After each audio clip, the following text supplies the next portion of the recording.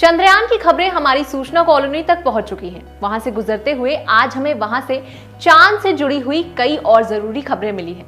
चलिए हम आपको भी इन कई सारी इंटरेस्टिंग जानकारियों से रूबरू करवाते हैं। दरअसल मानव की कल्पना में अथाह शक्ति होती है। ये लाइन इसी बात से सिद्ध होती है कि जो मानव सदियों पहले चांद के ख्वाब देखता था या उसे अपने गानों या गजलों में सुना करता था, उसी ने आज चांद तक पहुंच बना ली है।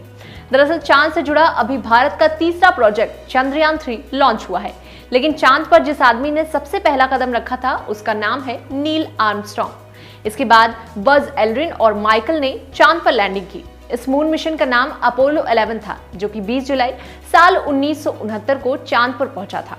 इसी समय fly me to the moon गीत भी बजा था, जिसके चलते चांद पर बजने वाला ये पहला गाना बन गया था।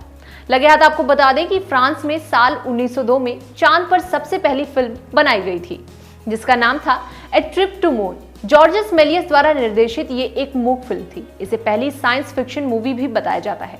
अपनी तरह का पहला प्रयोग होने के चलते ये फिल्म पूरी दुनिया में हिट हुई थी। ऐसा कहा जाता है कि ये पहला मौका था जब किसी ने चांद पर जाने के बारे में भी सोचा था। अब बात फिल्म जगत तक पहुंच ही गई है, तो आइए आपको बताते हैं चांद से जुड़े हुए कुछ फिल्मी किस्से। दरअसल मून वॉक के नाम से एक डांस स्टेप है। ये डांस असल में उस अजीब तरीकों को दिखाता है जो अंतरिक्ष यात्री उस समय यूज करते हैं जब वो चंद्रमा पर चल रहे होते हैं। असल में अपोलो अंतरिक्ष यात्रियों ने ये महसूस किया था कि चंद्रमा पर धरती जैसे चलने के बजाय छलांग लगाना या फिर सरकना आसान है।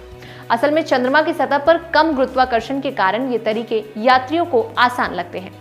कुछ समय बाद जब इस तरीके को डांस में यूज किया जाने लगा तो इस स्टेप को मून वॉक कहा जाने लगा। बताया जाता है कि किंग ऑफ पॉप यानी कि माइकल जैक्सन ने साल 1983 में टीवी शो मोटाउन की 25वीं एनिवर्सरी पर पहली बार मून वॉक डांस मूव किया था।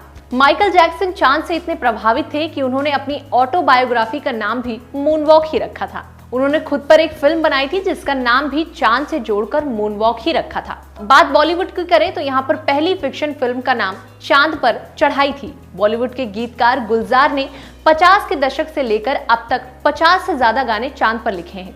एक बार खुद गुलजार ने अपने इंटरव्यू में कहा था कि उन्होंने चांद पर इतने गाने लिखे हैं कि उन्हें चांद पर कॉपीराइट ले लेना चाहिए। असल में बॉलीवुड गानों में या पिक्चर में ही चांद का दीवाना नहीं है, बल्कि ये रियल लाइफ में भी चांद को तवज्जो देता है।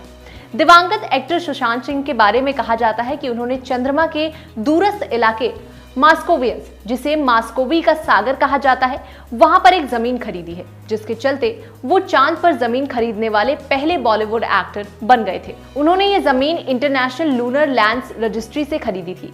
यही नहीं, शाहरुख खान के पास भी चांद पर एक गिफ्टेड जमीन है। इसके बाद तो आपके मन में आ रहा होगा कि स्पेस कॉलोनाइजेशन में अगली जमीन आपकी होनी चाहिए।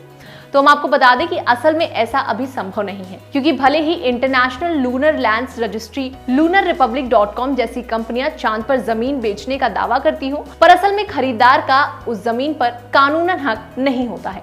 आपको बता दें कि साल 1967 में भारत सहित 100 से ज्यादा देशों ने आउट स्पेस ट्रीटी साइन की थी, जिसके मुताबिक अंतरिक्ष में मौजूद किसी सेलेस्टियल बॉडी पर किसी भी देश या व्यक्ति का अधिकार नहीं होगा।